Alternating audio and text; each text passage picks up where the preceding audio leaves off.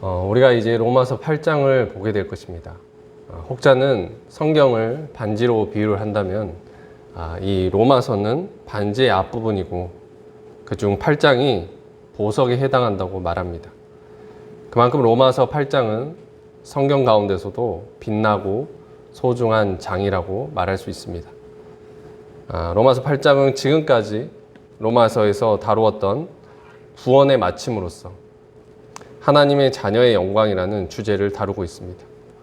우리도 이 주제를 가지고 로마서 8장을 깊이 볼 것인데 자녀의 영광에 이르기 위해 우리가 어떠한 삶을 살아야 할지 분명히 알아갈 수 있기를 원합니다.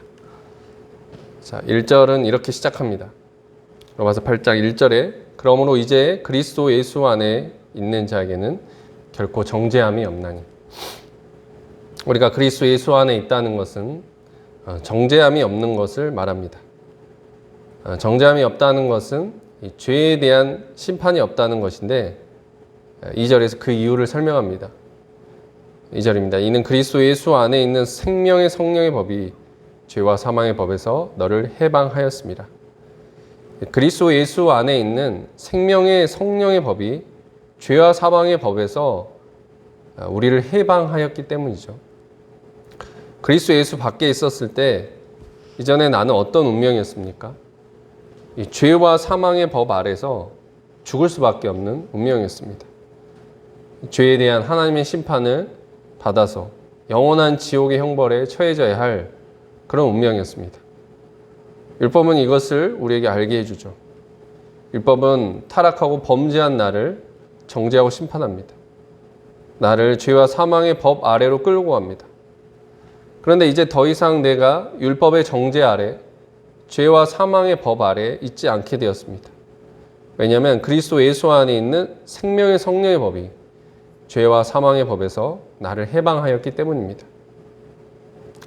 죄와 사망의 법 아래 있던 나를 해방한 그리스도 예수 안에 있는 생명의 성령의 법이란 무엇일까요? 이는 율법과는 다른 하나님의 법인데 그리스도로 말미암아 우리가 죄에서 해방되고 성령을 따라 살아감으로 하나님의 거룩한 자녀가 되는 은혜의 법, 곧 복음을 말합니다. 3절, 4절 읽겠습니다. 율법이 육신으로 말미암아 연약하여 할 수 없는 그것을 하나님은 하시나니 곧 죄로 말미암아 자기 아들을 죄 있는 육신의 모양으로 보내어 육신의 죄를 정하사 육신을 따르지 않고 그 영을 따라 행하는 우리에게 율법의 요구가 이루어지게 하려 하심이니라. 여러분, 율법도 하나님이 자기 백성에 주신 거룩한 계명입니다. 이스라엘은 이 율법을 지킴으로 말미암아 하나님의 거룩한 백성들이 되어야 했습니다. 내가 거룩하니 너희도 거룩하라는 이 말씀처럼 하나님께서 율법을 주신 것은 이스라엘을 거룩한 백성 되게 하려고 주신 것인데, 그러나 율법이 인간의 죄된 육신으로 말미암아 연약하여서 그 일을 이루지 못했다라는 거예요. 그러나 율법이 죄된 육신으로 말미암아 연약하여 할 수 없던 그 일을 하나님이 하셨다고 말하는데 어떻게 하신 것입니까? 바로 율법과 다른 하나님의 법인 복음으로 말미암아 그 일을 행하셨습니다. 하나님께서 복음으로 행하신 일은 먼저 3절 말씀처럼 우리 죄로 말미암아 자기 아들을 죄 있는 육신의 모양으로 보내시고 아들의 육신의 죄를 정하신 것입니다. 죄악된 우리를 향한 율법의 요구란 정죄와 심판이죠. 죽음과 영원한 형벌입니다. 그런데 하나님께서 자기 아들을 우리와 같은 육신의 모양으로 보내시고 아들의 육신에 우리가 받아야 될 정죄와 심판을 받게 하심으로 율법의 요구를 이루시고 우리를 죄와 사망의 법에서 해방하신 겁니다. 그리스도께서 나 대신 정죄를 받으시고 심판을 받으셨기 때문에 그리스도 예수 안에 있는 나에게 정죄함이 없게 된 것이고 의롭다함을 얻게 된 것입니다. 그리고 하나님은 복음으로 말미암아 그리스도 예수 안에서 우리에게 성령을 주시고 거룩한 자녀가 되게 하셨습니다. 4절입니다. 육신을 따르지 않고 그 영을 따라 행하는 우리에게 율법의 요구가 이루어지게 하려 하십니다. 우리가 그리스도 안에서 성령을 따라 행할 때 하나님의 거룩한 자녀가 될 수 있습니다.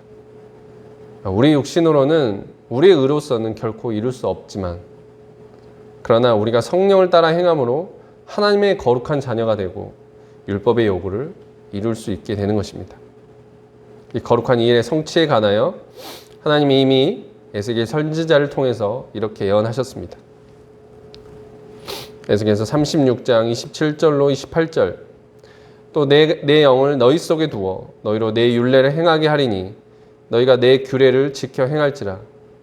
내가 너희 조상들에게 준 땅에서 너희가 거주하면서 내 백성이 되고 나는 너희 하나님이 되리라. 내가 성령을 너희 속에 두어 내 율법을 지켜 행하게 하리라. 너희가 내 백성이 되고 나는 너희 하나님이 되리라 라고 말씀하십니다. 하나님께서 오래전부터 약속하시고 고대하셨던 그 일이 이 복음으로 말미암아 그리스도 예수 안에서 성령을 받는 우리들을 통해 이루어진 것입니다.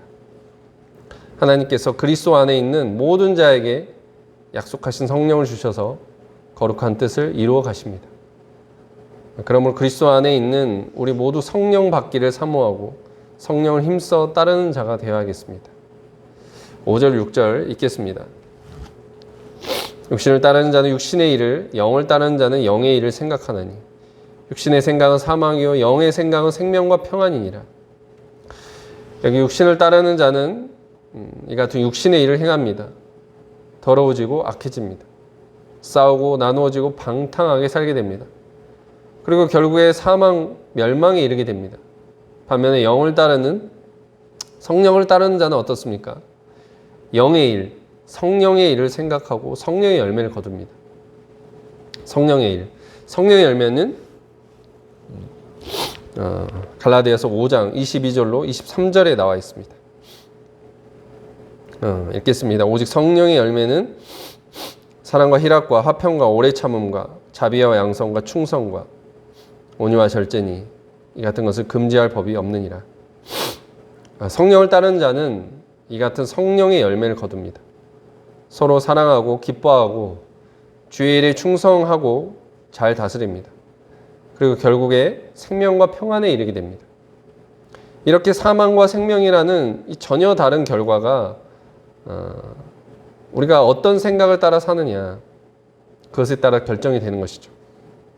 우리가 하는 생각이 정말 작은 것이지만 너무나 중요한 것이죠. 우리 안에 육신의 생각이 있고 영의 생각이 있습니다. 그런데 죄가 육신의 생각을 통해서 역사하고 나를 사망으로 이끌어가는 것입니다. 그래서 내가 살려면 육신의 생각을 죽여야 합니다. 7절 8절 읽겠습니다. 육신의 생각은 하나님 원수가 되나니 이는 하나님 법에 굴복하지 아니할 뿐 아니라 할 수도 없습니다. 육신에 있는 자들은 하나님을 기쁘시게 할 수 없느니라. 만일 너희 속에 하나님의 영이 거하시면 너희가 육신에 있지 아니하고 영에 있나니 누구든지 그리스도의 영이 없으면 그리스도의 사람이 아니라. 육신의 생각은 우리로 하나님과 원수가 되게 하고 하나님의 법에 순종치 않게 합니다. 육신의 생각은 하나님에 대한 오해와 불신, 원망을 낳고 하나님 말씀에 순종치 않고 거역하게 만듭니다. 그러므로 육신에 있는 자들은 하나님을 기쁘시게 할 수 없는 겁니다. 우리가 하나님을 기쁘시게 하기 원한다면 하나님과 원수가 되게 하는 내 안의 육신의 생각과 육신의 일들을 죽여야 합니다. 하지만 육신의 생각과 일을 나의 의지로 율법적으로 없앤다는 것은 한계가 있습니다. 하나를 없앤다고 해도 또 다른 것이 생겨납니다. 내 안의 육신의 생각과 일을 근본적으로 없앨 수 있는 방법은 어디에 있습니까?